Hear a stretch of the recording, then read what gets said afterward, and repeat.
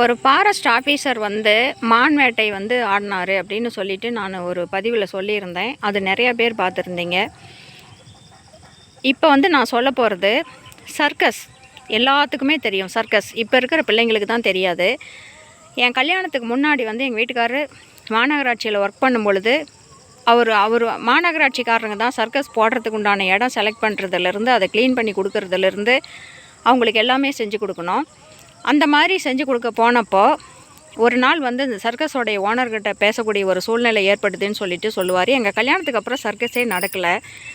அவர் அப்பயே வந்து இன்னும் 2-3 வருஷத்தில் மேக்ஸிமம் ஒரு 5 வருஷத்துக்குள்ளேயே சர்க்கஸ்லாம் முடிஞ்சு போயிடும் சார், சர்க்கஸ்லாம் நடத்தவே முடியாது அப்படின்னு சொன்னாராம்.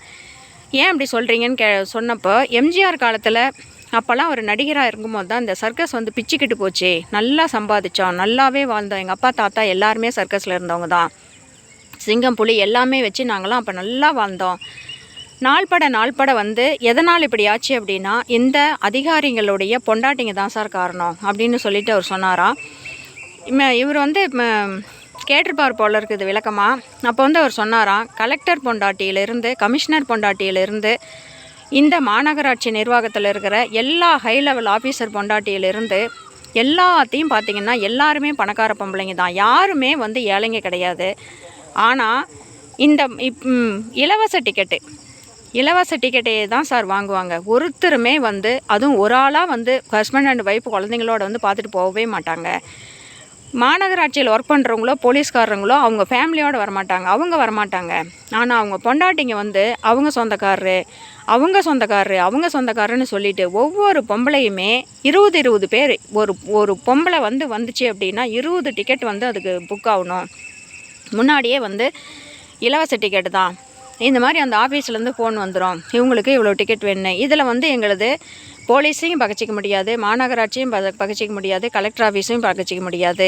இதில் இருக்கிற ஹை லெவல் ஆஃபீஸரோடைய அத்தனை பொண்டாட்டிங்களும் நாங்கள் ஒரு மாவட்டத்தில் ஒரு கலெக்டரோட பொண்டாட்டிக்கு 100 டிக்கெட்டு கூட கொடுத்துருக்குறோம். அதுவும் எப்படி அவங்க ஷோ கேட்பாங்கன்னா, எந்த ஷோவில் அதிகமாக கூட்டம் வருமோ, எந்த ஃபஸ்ட் கிளாஸ் டிக்கெட்னு சொல்லப்படுற அந்த டிக்கெட் ஃபுல்லுமே இலவசமாக போயிடும் சார். எங்களுக்கு மாநகராட்சிக்கு பணம் கட்டணும், நாங்கள் வாழணும், நாங்கள் பிழைக்கணும், இந்த மிருகங்களுக்கெல்லாம் சாப்பாடு போடணும். கொஞ்சம் கூட வந்து அந்த பொம்பளைங்களாம் நினச்சி கூட பார்க்க மாட்டாங்க. அப்படியே லிப்ஸ்டிக் பூசிட்டு சென்ட் போட்டுட்டு பந்தாவாக வந்து காரில் இறங்கி இந்த இலவச டிக்கெட்டில் பார்க்குறதுல அதுவும் ஒவ்வொரு பொம்பளை 2 தடவை 3 தடவை 4 தடவை கூட வரும். எதுவுமே சொல்ல முடியாது. பாவம், நாங்கள்லாம் இனிமேல் வந்து இந்த பொம்பளைங்களால தான் சார் இந்த சர்க்கஸே வந்து அழிய போகுது, இவங்க தான் அதுக்கு முழு காரணம். ஃபஸ்ட் கிளாஸ் டிக்கெட்டும் வேணும். அதுவும் எந்த ஷோவில் எங்களுக்கு கூட்டம் ஃபஸ்ட் ஷோன்னு சொல்லுவோமே அந்த ஷோவில் தான் அவங்க வருவாங்க. அந்த ஷோவில் வந்து பூரா ஃபஸ்ட் கிளாஸ் டிக்கெட் ஃபுல்லுமே அடிச்சுக்கிட்டு போயிடும். அப்புறம் எங்கே சார் ₹1 ₹2 இருக்கும், இதில் மாநகராட்சி கட்டி நாங்கள் சாப்பிட்டு இந்த மிருகங்களுக்கு சாப்பாடு போட்டு உயிரை பணையை வச்சு வேலை செய்கிறோமே, ஒரு நிமிஷம் கூடவா நினச்சி பார்க்க மாட்டாங்க. இதை போய் இந்த மிருகங்களுக்காகவாவது அந்த காசு கொடுத்துட்டு போகலாம்ல. அப்போ எம்ஜிஆர் எல்லாம் வந்து ஒவ்வொரு சர்க்கஸ் போட்டாவும் எம்ஜிஆர் எல்லாம் அவங்க அப்பா காலத்தில் வருவாராம். அப்படி வந்துட்டு போகும்போது எல்லாம் வந்து அவ்வளோ காசு கொடுத்துட்டு போவாராம் எம்ஜிஆர் கொடுக்குறாரு அப்படிங்கிறதுக்காக அவர் கூட வரவங்க அத்தனை பேருமே கொடுப்பாங்களாம். எல்லா நடிகர்களும் மேக்ஸிமம் எங்களெல்லாம் ரொம்ப பாராட்டி இருக்கிறாங்க. எம்ஜிஆர் காலத்தெல்லாம் நாங்கள் நல்லா தான் வாழ்ந்துருக்குறோம். ஆனால் வந்து இப்போல்லாம் வந்து இந்த பொம்பளைங்களால் தான் சார் அழிஞ்சே போகுது. ஒவ்வொரு பொம்பளையும் வரும்போது எங்களுக்கு அப்படியே வயிறு பற்றிக்கிட்டு எரியும். ஃபோன் மட்டும்தான் அங்கங்கே இருந்து அந்த ஆஃபீஸ்லேருந்து அந்த வாட்ச்மேன் மட்டும்தான் வருவார். இவங்க வீட்டுக்கு இத்தனை டிக்கெட்டு, அவங்க வீட்டுக்கு அத்தனை டிக்கெட்டு, இந்த ஆஃபீஸர் வீட்டுக்கு இத்தனை டிக்கெட்டு, அந்த ஆஃபீஸர் வீட்டுக்கு அத்தனை டிக்கெட்டு. ஒரு பொம்பளை சார்பில் மேக்ஸிமம் 50 டிக்கெட் வரைக்கும் போவோம். ஒரு ஆஃபீஸர் பொண்டாட்டி வர்றாங்க அப்படின்னா அவங்களுக்கு 50 டிக்கெட் என்ன சார் மீதி இருக்க போகுது எங்களுக்கு. இப்படியே அந்த மிருகங்களுடைய வயிற்றையாவது பார்க்கலாம்ல. அதுங்க ஏறுதுங்க, குதிக்குதுங்க, ஆடுதுங்க, அதுங்கள வயிற்ற கூட ஒரு நிமிஷம் அந்த பொம்பளைங்களால் நினச்சி பார்க்க முடியல அப்படின்னு சொல்லிட்டு, கண்டிப்பாக இன்னும் 4-5 வருஷத்தில் சர்க்கஸ் அப்படின்னு ஒன்று நடந்ததுக்கு உண்டான அறிகுறி கூட இல்லாமல் போயிடும் சார். அதை அழித்ததே இந்த பொம்பளைங்க தான் அப்படின்னு சொல்லிட்டு சொன்னாராம். பொம்பளைங்க நாமெல்லாம் வந்து ரொம்ப ரொம்ப ரொம்ப வருத்தப்பட வேண்டிய ஒரு விஷயம்.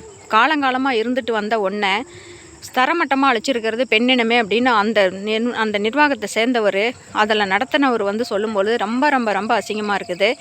ஏன் சொன்ன மாதிரி பணம் இருக்கிற எல்லாம் ஹை லெவல் ஆஃபீஸரோடைய பொண்டாட்டிங்க தானே, ஏன் அப்படி வாங்கி திங்கணும்?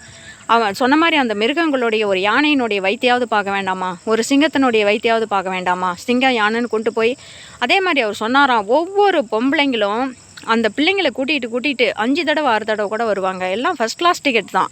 அவ்வளோதான். அந்த பிள்ளைங்களாம் எங்கேருந்து கூப்பிட்டு வராங்கன்னே தெரியாது. அண்ணன் பிள்ளைங்க, தம்பி பிள்ளைங்க, தங்கச்சி பிள்ளைங்க, மச்சான் பிள்ளைங்க, மாமன் பிள்ளைங்கன்னு சொல்லிட்டு ஒரு பொம்பளையை சுற்றி 10 பிள்ளைங்க நிற்கும்.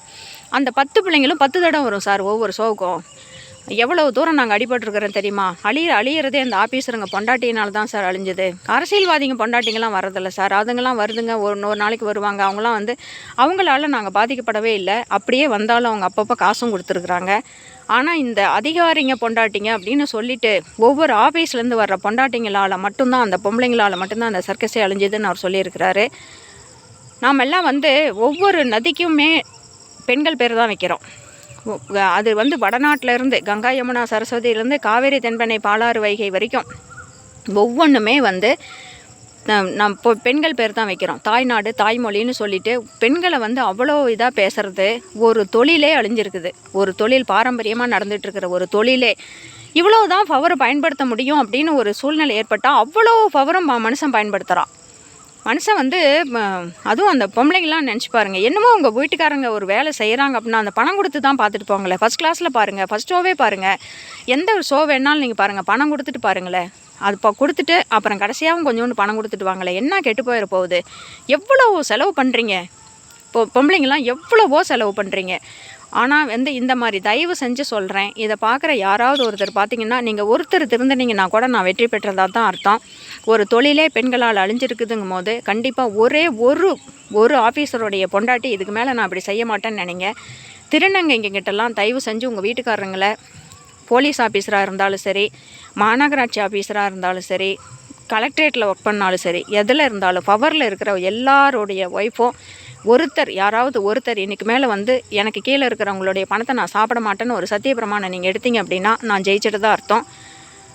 தயவு செஞ்சு செய்யுங்க. பொம்பளைங்க நாம்ளே இப்படி இருந்தா அப்புறம் ஆம்பளைங்களாம் எப்படி இருப்பாங்க?